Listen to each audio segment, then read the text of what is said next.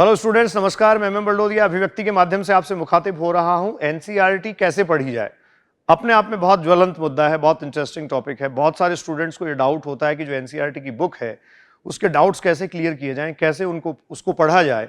NCERT अपने आप में बहुत स्टैंडर्ड की टेक्स्ट बुक है। उसकी फ्रेमिंग इतनी क्वालिटेटिव है, इतनी स्पेसिफिक कंसेप्ट और कंटेंट के साथ वो स्टूडेंट्स को दी गई है। बहुत अच्छी मेहनत उस बुक को बनाने में की गई है, तो उसको बहुत ही स्ट्रेटेजिक रह के अगर आप पढ़ते हैं, पढ़ाई करते हैं, तो डेफिनेटली आपके लिए बेनिफिशियल होता है। तो आप आज इस वीडियो में मेरे से जुड़ रहे हैं और इसमें मैं आपसे बात करने वाला हूं कि कैसे एनसीईआरटी को हम सही तरीके से, सही मैनर में पढ़ें। देखिए, नीट एस्पिरेंट्स, नीट के जो बच्चे हैं, उनको एग्जाम में अगर मैक्सिमम स्कोर करना है, आपको पता है बायोलॉजी 360 मार्क्स का पेपर होता है और मैक्सिमम स्कोर अगर आपको करना है तो एनसीईआरटी आपको word to word, line to line clear होनी चाहिए। तो एनसीईआरटी कैसे पढ़ी जाए, इसके बारे में बात करते हैं। How to read NCERT, NCERT को कैसे हम पढ़ें, कैसे एनसीईआरटी को पढ़ा जा सकता है, इसकी बात स्टूडेंट्स हम कर रहे हैं। देखिए, फर्स्ट स्लाइड पे आप देख रहे हैं, ये 12th की एनसीईआरटी का कवर पेज है और ये 11th की एनसीईआरटी का कवर पेज है। ये दोनों एनसीईआरटी बायोलॉजी के स्टूडेंट्स के लिए बहुत कुछ होती हैं और बायोलॉजी फील्ड के लोगों के लिए नीट के पॉइंट ऑफ व्यू से आप कह सकते हैं गीता, बाइबल, कुरान और रामायण का दर्जा इनको एक तरीके से होता है। तो अपने आप में बहुत इंपॉर्टेंट बुक्स हैं। अब इन बुक्स को पढ़ने के लिए आपको क्या करना है, सबसे पहली बात मैं करूंगा, किसी भी चैप्टर के कंटेंट में जब भी आप जाते हैं तो उस चैप्टर के इंट्रोडक्शन को आप डेफिनेटली रीड आउट करें। मैं आपको ये सजेस्ट करूंगा कि इंट्रोडक्शन से लेकर समरी तक का सब कुछ आप पढ़ें। एनसीईआरटी को कैसे पढ़ा जाए, इसके लिए मैं कुछ 5 स्पेसिफिक पॉइंट्स स्टूडेंट्स आज आपके सामने बोल रहा हूं। इन 5 स्पेसिफिक पॉइंट्स पे आप जाएं, उन पे एक्सरसाइज करें, उनको आप फॉलो करें। डेफिनेटली आपको बेनिफिट होगा, ये मेरा आपसे प्रॉमिस है और अपने एक्सपीरियंस के बिहाफ पर मैं इस बात को डिलीवर कर रहा हूं, क्योंकि एनसीईआरटी से रोजाना का वास्ता मेरा है। एज ए टीचर क्लासरूम्स में हम कंटेंट को डिलीवर करते हैं, बच्चों को उसके लॉजिक्स, कंसेप्ट्स और इन्फॉर्मेशंस देते हैं। तो एनसीईआरटी को बहुत बेहतर तरीके से कैसे पढ़ा जा सकता है, इसकी हम बात करेंगे। तो देखिए, एनसीईआरटी का जैसे मान लीजिए मैंने कोई पेज लिया है, ये फिजियोलॉजी का 11th की एनसीईआरटी का एक पेज है। तो एनसीईआरटी जब आपको कोई भी कंटेंट देती है, first of all, first thing, NCERT जो कंटेंट आपको देती है उसका कॉन्टेक्स्ट पहले वो फ्रेम करती है, आपकी अंडरस्टैंडिंग के लिए कुछ मैटर तैयार करती है, ग्राउंड तैयार करती है। जैसे यहां देखो मेंशन किया गया, let us discuss another experiment, ठीक है। तो वो पहले ग्राउंड तैयार करती है। तो आपको सबसे पहले तो उस ग्राउंड को समझना है कि वो आपको कैसे कनेक्ट करना चाह रहा है और कैसे जोड़ना चाह रहा है। लिविंग फिनोमिनन और वाइटल प्रोसेस को बहुत अच्छे से एनसीईआरटी एक्सप्लेन करती है। उसके बाद में स्टूडेंट्स, वो जो उसने ग्राउंड फ्रेम किया है, उस ग्राउंड के बेसिस पर ही वहां क्वेश्चंस आपसे पूछे जाते हैं। तो किसी भी मैटर को जब आप पढ़ेंगे तो वहां जो कंटेंट आपको दे रखा है उससे रिलेटेड कुछ क्वेश्चंस मिल जाएंगे। जैसे देखिए, यहां पूरा फिनोमिनन आपको एक्सप्लेन किया गया है। फिर कह रहा है, in case of sucrose does diffuse out through the membrane, will this equilibrium be ever reached, क्या कभी एक्विलिब्रियम तक पहुंच पाएगा।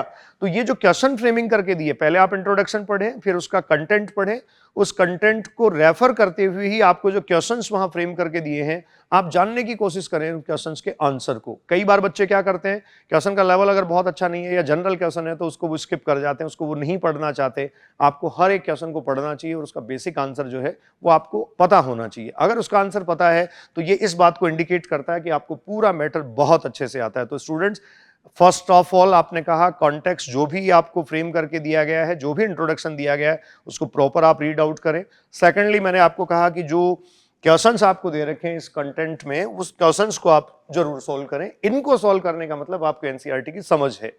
इसके बाद अगली इंपॉर्टेंट बात, एक स्पेस आपको, ब्लैंक स्पेस दिया जाता है एनसीईआरटी की। अगर आप टेक्स्ट बुक को देखेंगे तो हर एक पेज पर ब्लैंक स्पेस एक तरफ आपको मिलेगा।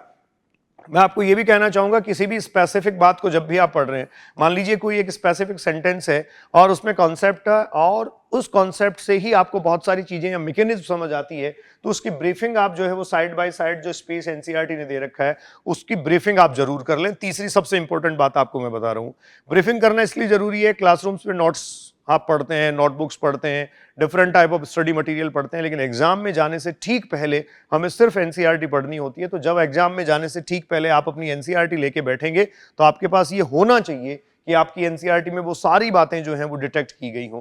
जैसे आप यहां देखो, बहुत इंपॉर्टेंट स्टेटमेंट एक फिजियोलॉजी का दे रखा है, osmotic pressure is positive pressure applied while osmotic potential is negative. तो ये जो OP is equals to minus OP का एक कंसेप्ट आपको दिया गया है, इसकी ब्रीफिंग आपके पास होनी चाहिए। किसको ऑस्मोटिक पोटेंशियल आप कहेंगे, किसको ऑस्मोटिक प्रेशर आप स्टूडेंट्स कहेंगे, कौन सा वैल्यू पॉजिटिव है और कौन सा वैल्यू नेगेटिव है तो क्यों है, ये परफेक्टली आपको पता होना चाहिए।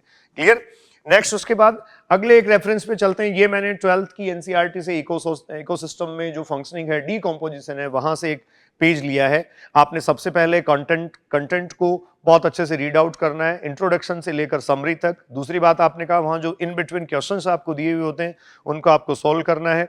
तीसरी सबसे इंपॉर्टेंट बात हमने ये डिस्कस की कि जो भी स्पेसिफिक कॉन्सेप्ट हैं या सेंटेंसेज हैं उनकी ब्रीफिंग आप एनसीईआरटी में ही जो स्पेस आपको दिया जाता है वहां करके रखें, जिससे जब भी आप एनसीईआरटी को पेज बाय पेज पढ़ेंगे तब आपको एक कॉन्फिडेंस आएगा कि बहुत सारी चीजें आपने जो है वो क्लियर कर ली हैं।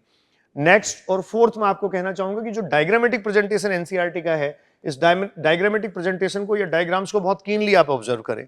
डायग्राम्स के साथ बहुत सारी ऐसी इंफॉर्मेशन होती हैं जो इस थ्योरी में वहां नहीं लिखी हुई होती हैं, तो इस डायग्राम के साथ साथ आप पूरा प्रोसेस जो है वो स्टूडेंट्स ब्रीफ कर सकते हैं। डायग्राम से ज्यादा अच्छे से आप समझ सकते हैं और डायग्राम्स को कॉम्प्रिहेंसिव बनाने का एफर्ट भी आप कर सकते हैं। आप खुद कर सकते हैं, ग्रुप में स्टडीज कर सकते हैं, या फिर अपने टीचर की हेल्प से आप इनको कॉम्प्रिहेंसिव बना सकते हैं। And the final and last fifth one, आपको क्या करना चाहिए किसी भी एक चैप्टर को जैसे आपने फिनिश किया, कंप्लीट कर लिया है, तो डेफिनेटली हर एक चैप्टर में कुछ 5, 7, 10 स्टेटमेंट ऐसा हो सकता है, 4 to 5 स्टेटमेंट्स ऐसे हैं जिनकी एक्सप्लेनेशन आपको नहीं आती है, जो स्पेसिफिकली आपको समझ नहीं आते हैं। तो उन स्पेसिफिक स्टेटमेंट्स को, जैसे मान लीजिए आपको ये दे रखा है, inorganic nutrients go down into the soil horizon and get precipitate as the unavailable salt. इसका मतलब ये साइक्लिंग से बाहर हो गया है। तो इस पर्टिकुलर स्टेटमेंट की अगर एक्सप्लेनेशन आपको नहीं आती है, तो एक चैप्टर में स्टूडेंट्स ज्यादा से ज्यादा 4-5 ही होते हैं, ये कहीं अगर आपकी समझ थोड़ी कम है तो हो सकता है 5 to 7 हो। उन स्टेटमेंट्स को आप सेपरेटली एक नोटबुक रखें, उसमें लिख लें, या फिर सेपरेटली एनसीईआरटी में कहीं जो स्पेस है वहां आप उनको मेंशन कर लें। आप उनको अंडरलाइन कर सकते हैं, आप उनको हाईलाइट कर सकते हैं और स्पेसिफिकली उनका रेफरेंस पता करने की कोशिश करें। जैसे चैप्टर आपने फिनिश कर लिया तो जिनमें आपको डाउट्स है उन स्टेटमेंट्स का रेफरेंस आप पता करने की कोशिश करें। अगर आपने वो रेफरेंस बहुत अच्छे से क्लियर कर लिया है तो ये 5वां लास्ट और अचूक तरीका है जो आपको ये कॉन्फिडेंस देगा कि एनसीईआरटी का पूरा चैप्टर, एनसीईआरटी का पूरा कंटेंट आपको एनी हाउ हर हाल में क्लियर है, हर तरीके से आपको आता है, हर तरीके से आप उसको एनालाइज कर पाते हैं। और साथ में आप अपने सपोर्टिंग कॉन्फिडेंस के लिए, मतलब आपको इस अपने आप को चेक करने के लिए अगर आप चेक पॉइंट रखना चाहते हैं तो पीछे जो एक्सरसाइज में कुछ क्वेश्चंस आपको दे रखे हैं, रैंडम पिक करिए। बाकी तो कहीं भी कई सारे सोर्सेज से आप क्वेश्चंस पढ़ते हैं, उन एक्सरसाइज के क्वेश्चंस को सॉल्व करिए। एक एनसीईआरटी एग्जाम्पलर है जिसका स्टैंडर्ड एनसीईआरटी के क्वेश्चन से थोड़ा ऊपर होता है, उसको भी आप सॉल्व कर सकते हैं। आप खुद सॉल्व कर सकते हैं, अपने टीचर्स की उसमें हेल्प ले सकते हैं, और या फिर जब भी आपको लगे कि एनसीईआरटी के किसी एक पर्टिकुलर कॉन्सेप्ट में आपको कोई परेशानी है तो रेलिवेंट रेफरेंसेज को आप चेक कर लें। आने वाले टाइम में एनसीईआरटी के कुछ स्पेसिफिक कॉन्सेप्ट्स को फर्स्ट टू लास्ट मैं भी कुछ वीडियोज के माध्यम से आप तक पहुंचाऊंगा, जिनमें शॉर्ट्स वीडियोज होंगे, 4 to 5 मिनट में हम कॉन्सेप्ट को एक्सप्लेन करेंगे। आप उसको वॉच करें, आप उसको देखेंगे तो आपकी जो रीच है, आपकी जो अप्रोच है एनसीईआरटी को लेकर वो बहुत बढ़ेगी। और एनसीईआरटी आपको आती है, एनसीईआरटी आपको समझ आती है और एनसीईआरटी पे आपकी कमांड है, यह स्टूडेंट्स आपसे कुछ भी करवा सकता है। बायोलॉजी में सबसे ज्यादा मार्क्स और बेहतरीन मार्क्स लाने का एक अकेला फॉर्मूला है, बायोलॉजी की एनसीईआरटी को बहुत स्ट्रेटजी के साथ, बहुत परफेक्ट तरीके के साथ आप पढ़ें। अब मैं आपसे जुड़ रहा था MM Baldodiya. Thank you, thanks a lot.